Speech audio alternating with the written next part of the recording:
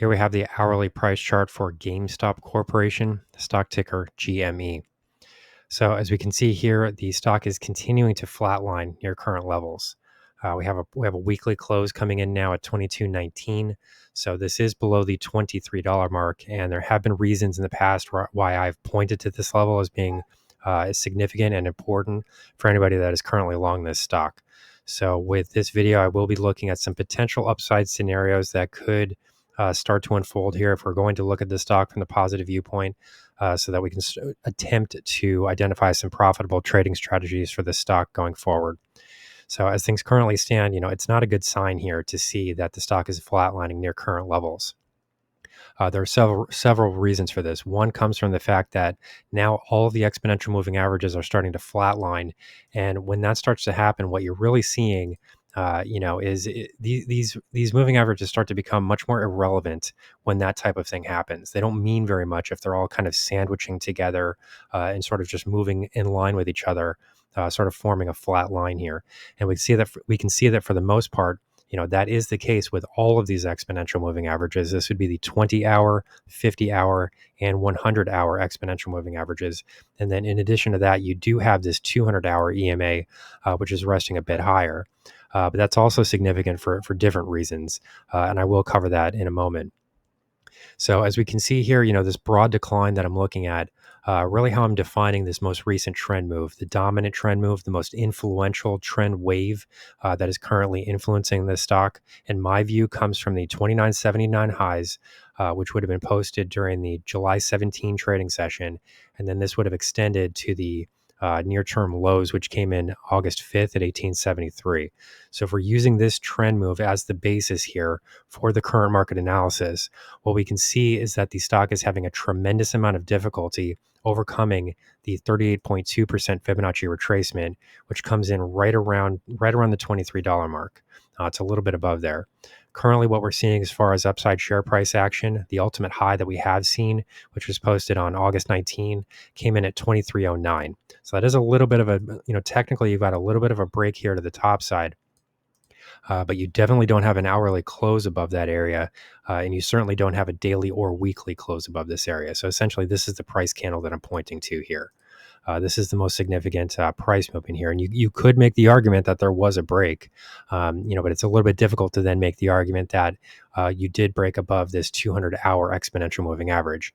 And as we can see here, these two technical factors, these two technical pieces of evidence are overlapping quite strongly.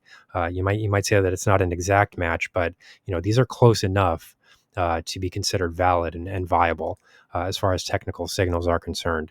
So in my view, this is a very important region here. If you did see a price break above here, I think that you would get a little bit of a follow through to the top side.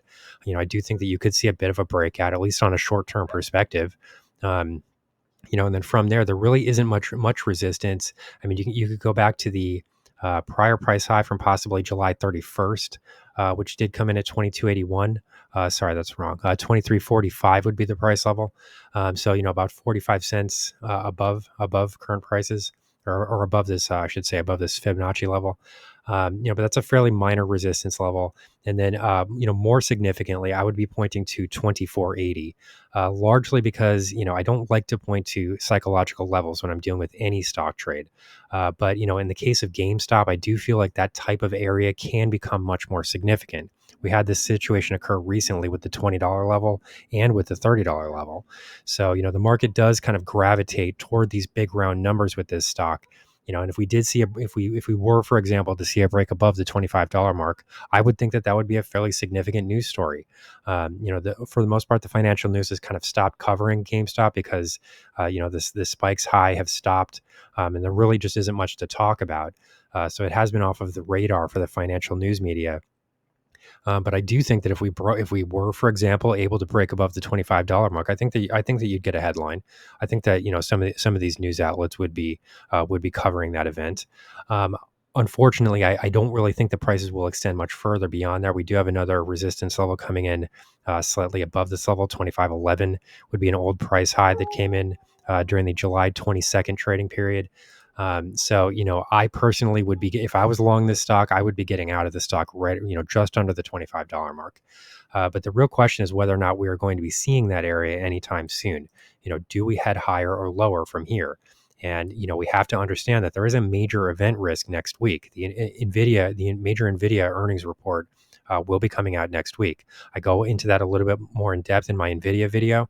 But currently, what we're looking at here are very lofty expectations. The market is expecting Nvidia's revenue growth to show gains of 125% for the period.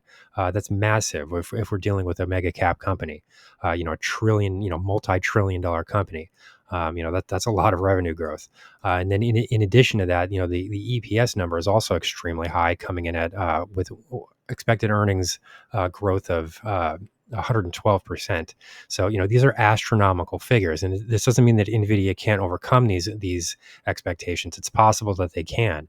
But if we see any sort of disappointment anywhere in the report, the entire market is going to start to move lower. It's going to weigh on everything. Nobody is going to be immune to this. It's going to weigh on the S&P 500. It's going to weigh on the Nasdaq and the Dow. The Russell 500 is going to be hit by this. There's just going to be a lot of money leaving the market. So if that did occur, you're going to create a very strong resistance level coming in right at this $24 level. So finally, what I want to look at here is the indicator reading itself, because this is also showing negative momentum. You could make the argument a bit that you're starting to see some, bit of a symmetrical triangle type of activity that's forming here. But overall, the longer term trend momentum here is still focused on the downside, and that shouldn't be surprising to anybody. You can just look at this near term price history and see that the overall declines from this $30 mark, which is an area that I pointed to in prior videos as an expectation for a downside reversal. It shouldn't be surprising here that the overall momentum is still showing as negative, because we're well below that area and we're starting to flatline right around $23 per share. So, there are some very important price levels here that will need to be watched. And then in addition to that, you have very significant event risks that are coming up next week. I mean, these cannot be ignored. I understand it might not seem like it's directly related to GameStop, but if we see a bad earnings figure there, I think the entire market is coming down. So here's the current market analysis for GameStop Corporation, stock ticker GME. Our high value trading strategies membership is currently available for a limited time for only $9.99 per month. These high conviction investment strategies are characterized by superior risk to reward metrics that target massive market beating returns over time. Join now to outperform the market. Lock in this special introductory rate of just $9.99 per month for the entire lifetime of your membership, and start trading stocks with the pros.